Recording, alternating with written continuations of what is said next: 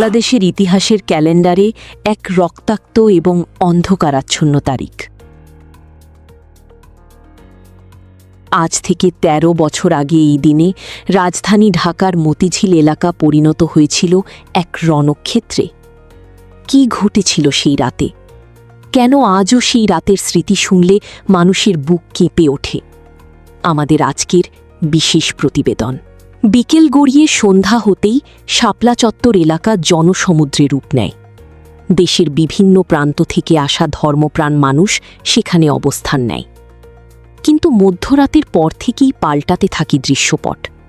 চারপাশ থেকে আইন শৃঙ্খলা রক্ষাকারী বাহিনীর বিশাল বহর এলাকাটি ঘিরে ফেলে। রাত যখন ২:৩০, হঠাৎ করেই পুরো মতিঝিল এলাকার বিদ্যুৎ সংযোগ বিচ্ছিন্ন করে দেওয়া হয়। ঘুটঘুটে অন্ধকারে নিমজ্জিত হয় চারপাশ।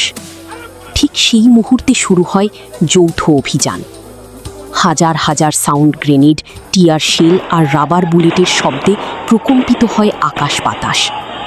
নিরস্ত্র মানুষের উপর বৃষ্টির মতো ছড়া হয় গরম পানি আর কাঁদানে গ্যাস।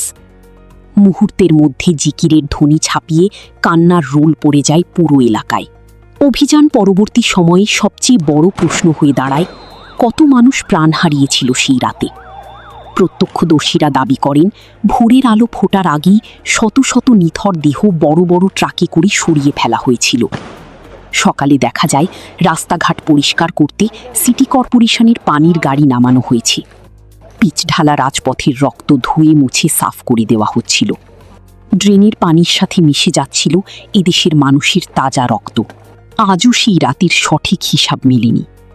সরকারি নথিতে নিহতের সংখ্যা নগণ্য দেখানো হলেও নিখোঁজ হওয়া হাজারো পরিবারের কান্নায় বাতাস আজও ভারী হয়ে আছে।